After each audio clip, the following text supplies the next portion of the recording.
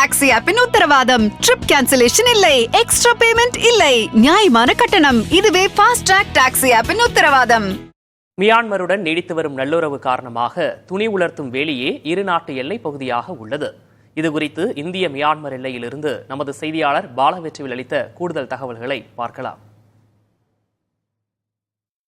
இந்தியாவினுடைய வடகிழக்கு எல்லையோரத்தில் அமைஞ்சிருக்கிற இந்தோ பர்மா பார்டரில் தான் நம்ம இருக்கிறோம்.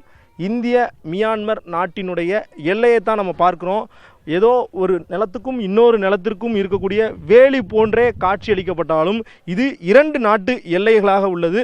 நம்மளால் நம்ப முடியாத ஒரு காட்சிகள் தான் இருக்குது. ஏன்னா பொதுவாகவே இந்தியா பாகிஸ்தான் எல்லைகள் வாகா போன்ற மிகப்பெரிய ஒரு எல்லை சுவர் எல்லை வேலிகள் அமைஞ்சிருக்கும். ஆனால் இது இந்தியா, எனக்கு அருகே இந்த பக்கம் இருக்கிறது தான் மியான்மர். அந்த அளவிற்கு இந்தியாவிற்கும் மியான்மருக்கும் இடையே இந்த மொரே நகரம் அமைஞ்சிருக்கிறது. கிட்டத்தட்ட அங்கே உள்ள மக்கள் இங்கே வர்றதும் இங்கே உள்ள மக்கள் அங்கே போகிறதுமாக ஒரு கலாச்சார பரிமாற்றம் இந்த பகுதியில் காணப்படுது. ஒளிப்பதிவாளர் சுரேந்தருடைய அந்த காட்சிகளை பார்க்க முடியும். ஒரு 5 அடி உயரம் கொண்ட ஒரு வேலி மட்டுமே இந்த பகுதியில் அமைக்கப்பட்டிருக்குது.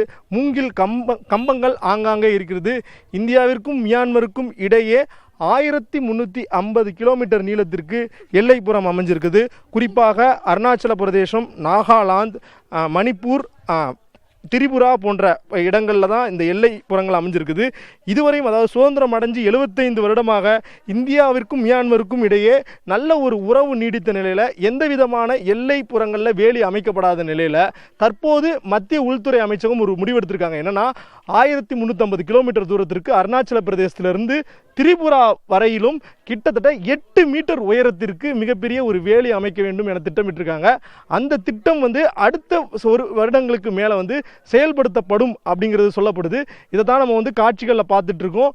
இந்திய ராணுவ வீரர்கள் இந்த பகுதிகளில் அவர்கள் பாதுகாப்பு அளிக்கிறதையும், மேலும் இந்த பகுதிகளில் விரைவாக வேலி அமைக்கப்பட்டால் இங்கே இருக்கிற மக்கள் அங்கே போகிறதும் அங்கே இருக்க மக்கள் இங்கே வரவும் வணிக தொடர்பு மேற்கொள்ள முடியாத ஒரு சூழலும் உருவாகலாம் என கூறப்படுகிறது.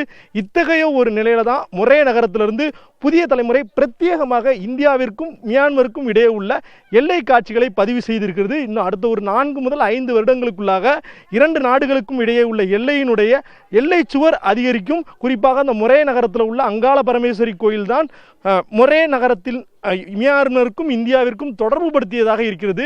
அங்காள பரமேஸ்வரி கோயிலினுடைய வடக்கு சுவர் இந்தியாவிற்கும் கிழக்கு சுவர் மியான்மரிற்கும் அமைஞ்சிருக்கிறது.